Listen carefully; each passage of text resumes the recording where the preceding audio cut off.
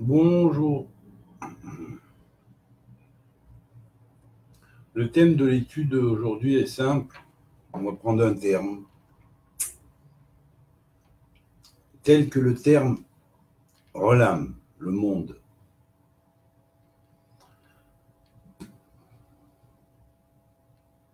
Olam, le monde, c'est une racine hébraïque qui a pour principe 3 lettres. La lettre Aïn, la lettre Lamed et la lettre Mem finale. Alors, ces 3 lettres forment un nom de Dieu que l'on appelle Elam. Elam veut dire caché, secret, mystérieux. Et comment, au travers de ces 3 lettres, qui dévoilent le 4e nom de Dieu parmi les 72 noms du Shem HaMeforash, c'est-à-dire des 72 noms de Dieu, qui sont ici présentés là. Attendez une seconde, on va... Alors, pardon, voilà, c'est à l'envers. Voilà. C'est à l'envers, alors. Voilà. Vous avez ici, là, la table des 72 noms. Vous avez le nom de Elam ici. Là. Ici.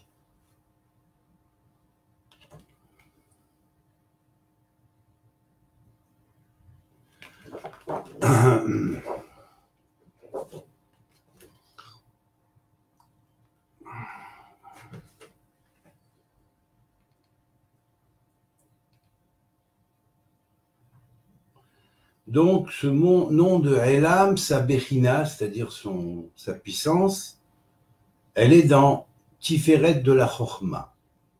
Tiferet de la Chochma signifie la beauté, l'harmonie, l'équilibrage, on pourrait dire la merveilleuse alchimie très sage que Dieu mène pour mener son monde, son Olam, qui a la même racine donc, qui est caché aux yeux de tous les êtres qui sont à l'intérieur de ce monde, et pour les mener à la perfection. Alors bien sûr, lorsqu'on a conscience de la valeur de l'hébreu,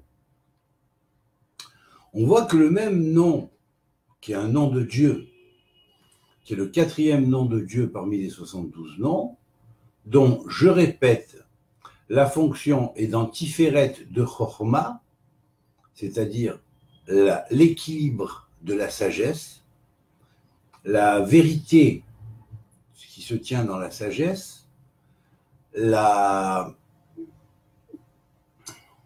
l'alchimie spirituelle de transformation qui se cache à l'intérieur de la sagesse et qui émane de la sagesse divine, de la grande sagesse divine. On pourrait dire de la Sophia en grec. La Sophia qui a son Soph en Ya, c'est-à-dire son Soph, c'est-à-dire sa finalité en Ya. Alors, on ne s'étonne pas de voir que Soph, finalité, est égal à Olam. Donc le monde a une finalité en valeur numérique en hébreu, vous voyez. Le monde a une finalité et le sans fin, le Ensof, le sans fin, et va représenter le sans fin, l'infini, si on pourrait dire, mais le monde, lui, a une finalité, au moins une finalité en tant que perfection, dans son ascension perpétuelle vers l'Ensof, l'infini. C'est la raison pour laquelle la racine même du mot Olam, qui est le monde, est fondée sur la racine encore plus proche de la proximité divine de Elam. Elam veut dire caché. Alors maintenant, le mot Elam contient lui-même 2 racines. Aed, al, el, ou al, qui est la cause, qui est supérieure. Al, c'est au-dessus, c'est supérieur, c'est la cause de chaque chose. Et l'âme, c'est le causé. L'âme, c'est le pourquoi. L'âme a pourquoi. Alors, donc, quand on dit que quelque chose est caché, il fait partie du monde, mais dans le monde, ce que tu vois, ce que tu crois voir et comprendre, c'est une toute petite parcelle de ce qui est en réalité. Et donc, la véritable réalité du monde est une réalité cachée et qui se cache en quoi? Qui se cache en Dieu. Qui se cache dans son alchimie de transformation universelle qui est basée sur la grande sagesse, la Sophia qui est la sagesse qui a sa finalité en Yah. Yah, c'est le nom de Dieu que l'on dit quand on chante Alléluia, gloire au Seigneur, gloire à l'Éternel pour toujours. Voilà. Donc, ce Yah, c'est le Yah par lequel le monde a été créé puisqu'il est marqué B. Yah bara olamo, par Yah, il a créé son monde, donc ces deux mondes, son monde qui est un, mais qui en réalité représente deux mondes, un, ce monde-ci, deux, le monde futur qui lui est le véritable royaume de Dieu. Ce monde-là est un monde d'expérience pour nous uniquement. Alors, j'essaye d'adapter un peu plus mes cours, de les faire un peu plus pédagogiques de façon et de descendre un peu, de redescendre un petit peu pour expliquer un petit peu parce que c'est vrai que pendant longtemps j'ai parlé et puis j'expliquais pas souvent, trop souvent les choses que j'affirmais. Donc je parlais un peu trop pour les initiés. Maintenant j'ai décidé de parler pour tout le monde. Voilà. Donc de façon à ce que même un enfant ou quelqu'un qui a des notions de base, une base minimale de réflexion, puisse réfléchir et voir l'authenticité, la réalité de ce que j'exprime, de ce que j'explique. Alors maintenant, Al, c'est donc cette chaîne de causalité. L'âme, c'est dans cette chaîne de pourquoi. Donc il y a la cause et le pourquoi causé par la cause. La finalité de la cause. Vous voyez? Donc le mot Ilam est fondé sur la cause des causes, hein, qui est transcendante et qui est au-dessus, et la succession des causes qui, elles, sont plus connues par les prêtres et qu'ils peuvent transmettre aux individus qui écoutent. Alors donc, quand nous avons Alam, on a Al, dont la valeur numérique est 100, et si on compte deux valeurs numériques, on compte deux racines en deux lettres, l'âme, qui lui est la cause, c'est-à-dire dans ce sens de le pourquoi de la chose, hein. Il y a une cause qui cause les choses, mais il y a un pourquoi que cette cause a causé a causé les faits sur lequel on demande pourquoi, bien sûr, c'est quoi, pourquoi? Eh bien, cette chose-là, elle est cachée. Elle est cachée. Elle est cachée dans le secret de la grande connaissance de l'alchimie divine qui est Dieu et l'alchimiste suprême, on pourrait dire, au travers de son nom de Elam. Et c'est sur Elam que se maintient le nom ou le mot Olam, le monde. Alors bien sûr, on va dire, mais c'est quoi le... Quel est, en dehors de... C'est vrai, nous avons le nom de Elam qui est relié à Tiferet de Chochma. Ok, en tant que nom de Dieu, il est relié à Tiferet de Chochma. Mais maintenant, cette fameuse racine Elam, où est-ce qu'elle a sa racine? Dans l'engendrement des lettres. D'après le Sefer Yetzira,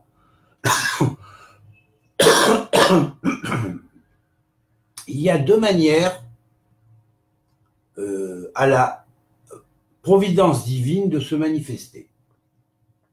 Une manière qui se manifeste panim el panim, face à face, en dévoilant la cause et en dévoilant la réalité telle qu'elle elle est compréhensible par nous, où Dieu nous ouvre la compréhension, à ce moment-là, on appelle ça une révélation divine, panim, el panim. Et puis il y a une deuxième Ashgacha, qui est la Ashgacha dite Achor, donc par le dos, comme par exemple lorsque Moïse a voulu voir la face divine, il lui a dit « Nul ne peut voir ma face et vivre, par contre tu pourras voir mon dos », dit le Midrash. Et là, donc, le dos, ça représente comment il actionne dans le monde, mais dans le monde du secret, parce que le monde est secret. Nous croyons que nous connaissons le monde parce que nous le jugeons tel que nous le voyons, nous jugeons les choses selon les apparences. Donc on voit un chat, on dit c'est un chat, on voit un chien, on dit c'est un chien. Mais bon, c'est vrai. Pour un chat, pour un chien, c'est vrai. Mais pour les êtres humains, c'est pas pareil. Parce qu'ils ont le libre arbitre. Alors des fois, ils se déguisent. C'est le problème. Alors bien sûr, pour retrouver la vérité, il faut arriver à voir au-delà de l'apparence. Vous comprenez? L'histoire, par exemple. L'histoire ne peut pas être jugée selon les critères humains que nous avons, et en disant, oui, vous voyez, ça a fait ça, et ci a fait ça. C'est vrai, bon, c'est vrai selon l'apparence, mais tu ne sais pas ce qu'il y a derrière, tu ne connais pas les causes. Donc à ce niveau-là, vaut mieux se taire plutôt que de dire des bêtises. C'est ce qu'a dit Shlomo Ameler, mieux vaut mettre un frein à ses lèvres, plutôt que de dire des sottises, et donc car le sot lui-même paraît sage s'il sait mettre un frein à ses lèvres. Et aussi, qui colporte les commérages divulgue les secrets, mais quand il dit divulgue les secrets, ça veut dire pas dévoile les secrets, mais il divulgue les secrets dans le sens de un petit peu de galvauder le sens secret réel des choses. Alors, moi, j'ai toujours été contre le galvaudage, contre la vulgarisation. Pour moi, ce qui est ésotérique et mystique et spirituel doit rester dans sa conformité spirituelle telle que ça a été transmis à l'origine. Néanmoins, quelquefois, il faut adapter. Alors, l'adaptation, je suis d'accord avec. Là, c'est ce que je fais. J'essaye d'adapter des connaissances de façon à ce que vous puissiez mieux les intégrer. Donc, je diminue un petit peu le niveau, j'explique plus, j'aurai tendance de plus en plus à expliquer de façon à ce que vous puissiez mieux intégrer ce que je dis. Et mieux comprendre, parce que des fois, beaucoup, disons, des fois, se permettent un petit peu de manière présomptueuse de juger ce que je dis.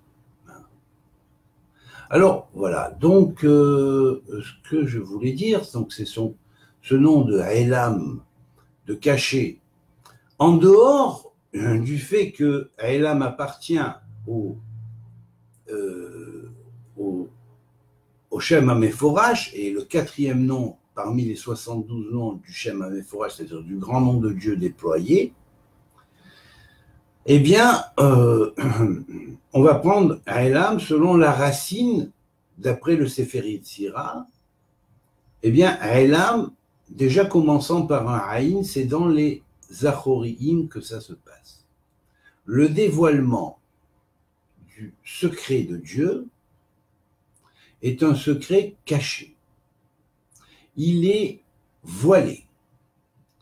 On peut le voir que par le dos, c'est-à-dire symboliquement, on ne peut que comprendre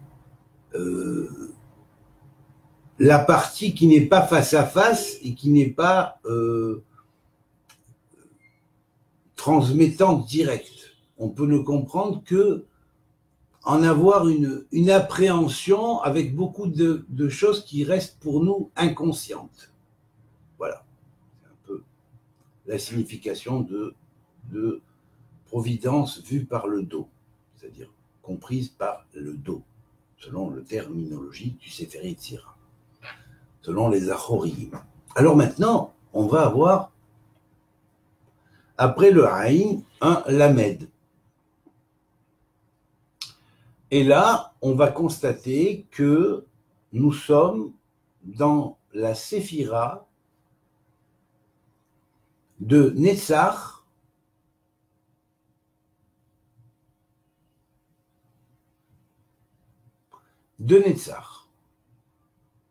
Netzach de Netzach, ça veut dire éternité d'éternité. Et là, quand on prend juste le mot cause, Al-Aïla, on est dans l'éternité d'éternité.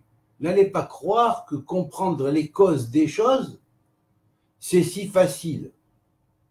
C'est vrai qu'en tant qu'humain, on peut essayer de creuser, de comprendre, mais néanmoins, selon la Torah, comprendre les choses et les significations des personnages bibliques dans toute leur authenticité, ça n'est pas facile.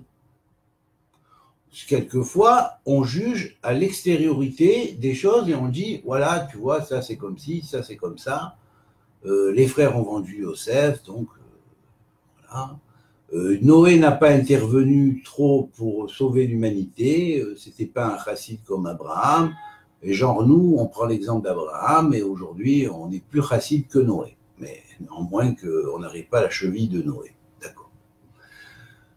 Parce que lui, c'est un personnage biblique. Il est marqué en tant que personnage biblique. Alors, déjà, c'est un archétype sur lequel on se base.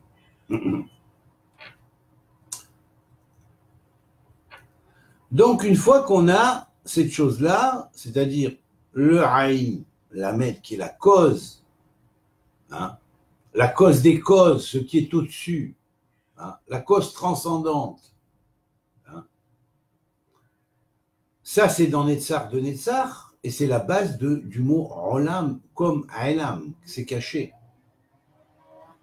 C'est pour cette raison que beaucoup de philosophes ont compris la théorie de la pérennité du monde et de on pourrait dire, quelque part l'éternité du monde. Ce n'est pas du monde que nous connaissons, dont nous parlons, mais c'est du monde en tant que monde de Dieu, en tant que royaume de Dieu, et là il est éternel. Donc il est infini et éternel, ou il tend vers l'infini et il est toujours éternel. C'est pourquoi ça se fera, et éternité d'éternité, mais c'est complètement caché dans les Achoriim. Et là, c'est vraiment les Achoriim des Achoriim, parce que on est dans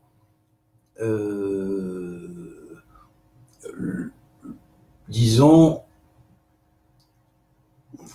le cachet du cachet. Du reste, c'est une des raisons pour lesquelles le livre le plus élevé du Zohar s'appelle Midrash Hane'elam. C'est la même racine. Le Midrash caché, le Midrash secret, le livre du secret, même du secret des secrets. Et ce Midrash Hane'elam, il est vraiment très, très, très, très profond. Et donc, il est la base de ce qui est caché derrière les fameuses on pourrait dire, images que le Zohar donne pour se, disons, familiariser un petit peu avec le texte et essayer de comprendre, au moins dans un premier temps, ce qu'il y a derrière, sans faire une idée, de façon à ce qu'après, on soit plus apte à creuser et à comprendre plus profondément ce qui est en réalité. Et donc, lorsqu'on prend la racine qui continue avec le même Sophie, eh bien, on est dans le royaume. Vous voyez, on est dans un royaume qui est en train de se préparer, mais il est en tikkun, parce que la sphère, c'est tikkun, donc on pourrait dire que le nom de Elam, en dehors de sa fonction dans la disposition du Shem HaMeforash, est lié au tikkun sur le Malchut, hein, au tikkun de l'éternité de l'éternité. C'est-à-dire comment rendre ce monde qui n'est pas éternel un monde qui va être rendu éternel parce que dans ce monde, de nouveaux cieux vont se suspendre au-dessus d'une nouvelle terre et toutes les terres vont devenir des terres de vie et les cieux vont devenir des cieux nouveaux. Alors bien évidemment, c'est une autre dimension qui est cachée derrière la dimension première de compréhension. Et là, bien sûr, évidemment, on va, en rentrant dans le Elam, cacher, comprendre mieux ce qu'est le monde dans sa finalité, qui est le Sof de Ensof ou le Sof de Sophia, c'est-à-dire de cette sagesse qui tend vers Ya, qui est du reste le nom qui commande la sphère de sagesse. Voilà. Donc il faut savoir que chaque nom hébreu, chaque mot hébreu, c'est comme ça qu'on peut le comprendre, c'est comme ça qu'on peut le sonder, et encore c'est un premier sondage, mais il faut savoir qu'il y en a d'autres, puisque je vous ai montré qu'on pouvait, sur tout concept de cette langue sacrée, réfléchir et se baser sur, par exemple, une recherche qui a été faite, que j'ai faite, avec 34 questions principales sur chaque mot, questionnement par les nombres et par les systèmes numériques qui éclairent chacun un domaine de la vie. Voilà. Donc, il faut savoir que on va voir dans ce Elam, là, qui est la base du monde, ce cachet, ce secret, ce mystère de la cause des causes transcendantes qui est la cause de tous les pourquoi des choses et de toute la chaîne des pourquoi. Eh bien, faut savoir d'abord qu'elle a sa racine dans la Torah qui a 70 facettes. Et 70, ce n'est que symbolique, puisque c'est 70, et après chacune des 70 devient 70, et chacune des 70 devient 70, et ainsi de suite, puisque c'est un, comment on appelle ça, c'est fractal quelque part, voilà. Donc, le Aïn, c'est l'œil aussi, donc, qui est le reflet de ce qu'on voit, quelque part. Et donc, il y a derrière tout ce que l'on ne voit pas, mais qui est caché derrière l'œil de Dieu, hein, qui est lorsque Dieu nous ouvre l'œil réel, et l'œil qui nous permet de voir le caché. Et là, on pourrait dire qu'il se dévoile à nous en tant que Elam, c'est-à-dire qu'il nous fait rentrer dans son, on pourrait dire dans sa grande œuvre alchimique, hein, en tant qu'alchimiste suprême, et que en même temps, il va nous mettre sur la ligne et sur la voie de arriver à nous relier avec notre archétype par ce nom-là.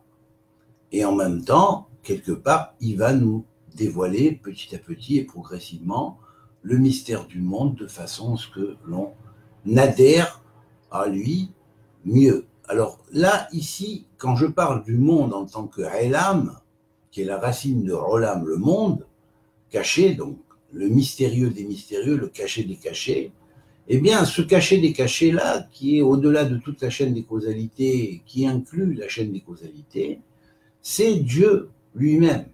Il est appelé le Ne'elam, le Elam. Et donc, ce Elam-là, eh bien, c'est le nom de Dieu qui, finalement, nous présente le monde. J'ose pas dire que derrière le mot Elam, on pourrait dire il y a la clé des univers jumellaires. C'est-à-dire Gemler, c'est-à-dire des univers jumeaux dont notre ami l'astrophysicien Jean-Pierre Petit a parlé dans ses cours et conférences, et ces univers jumellaires, on se rend compte que vraiment ils existent. C'est-à-dire que le monde existe, l'univers, à la fois dans le sens de la ligne du temps, mais également dans le sens inverse de la ligne du temps. Donc, vous voyez, dans le mot Elam, vous avez El, hein, qui commence par un Aïn, et Lam qui commence par un Aïn, qui est 70, et Lam qui est 30 plus 40 égale 70. Et bien sûr, le même final va représenter la matrice du royaume d'en haut, du royaume du Malchut, si on pourrait dire, de l'infini, qui lui va préparer le monde dans le secret des secrets va préparer tout ce qui évolue dans le monde à rentrer au travers de Maratikun dans la matrice nouvelle qui va se créer, qui va être la matrice d'engendrement d'une humanité nouvelle dont les êtres seront sous des cieux nouveaux et posant leurs pieds sur une terre nouvelle. Bien sûr, sur cette terre, il y aura tout, à boire, à manger, et tout ce que nous avons sur la terre, mais en beaucoup plus subtil et beaucoup plus spirituel, et contenant tous les goûts, comme la manne du reste, et donc ça existe, et c'est très optimiste. C'est très optimiste. C'est ce que nous réserve le monde de demain. C'est pour ça que nous disons Rolam Hazé, Rolam Abba. Rolam Hazé, c'est le monde d'ici, déterminé par un zodiaque d'en bas, déterminé par un zodiaque fermé, clos, mis en quarantaine, on pourrait dire. Mais il existe un autre zodiaque d'en haut qui lui s'appelle Mazal Ailion, Galgala Mazal Ailionim et Mazalot Ailionim. Et là, ce nouveau zodiaque-là, c'est ce qui va représenter les nouveaux cieux qui seront suspendus au-dessus de la nouvelle terre. Et la notion de terre est extensible, bien sûr, parce que dans un premier temps, la notion de terre, c'est notre terre à nous. Mais là, on pourra parler d'une grande terre qui est tout l'espace où l'on peut poser ses pieds par rapport à l'espace vide, par rapport au reste de l'espace qui est appelé espace vide, ou cosmos, si on pourrait dire. Voilà. Donc la Terre, la grande Terre, c'est la prise de conscience qu'il n'y a pas que nous sur Terre qui sommes vivants. Il existe certainement d'autres exoplanètes qui ont de la vie aussi. Et non, peut-être qu'un jour, dans l'infinité des temps, dans l'éternité, nous poserons nos pieds sur certaines exoplanètes qui ont de la vie. Et bien sûr, il faut savoir que tout ce qui existe au niveau asiatique, c'est-à-dire au niveau où nous le voyons, existe aussi à un niveau qui est au-delà de la Sia, c'est-à-dire au niveau de Yetzira, de Bria ou de Hatzilut, et même de la cause.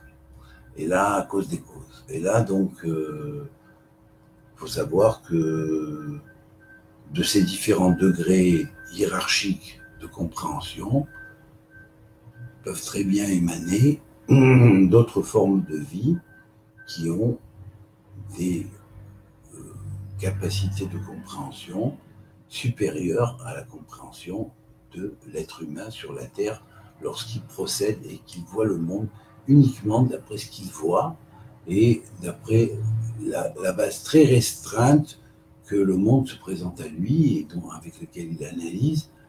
Il y a un au-delà, il y a une cause des causes, et ça c'est au-delà des barrières de la vision premier niveau. Il faut creuser, il faut chercher, et là c'est Dieu qui dévoile, puisqu'il est l'alchimiste suprême qui nous dévoile la pierre philosophale intérieure, si on pourrait dire, c'est-à-dire comment faire de tout de l'or lumière, voilà. Et de tout une tcheshuvah au travers de l'argent, car argent, c'est vrai que si on l'écrit on le transcrit du français en hébreu, argan, voilà. Donc R et Ara, Milachon et Ara, ouverture, éclairage de Gan, du jardin, voilà, jardin éclairé, voilà.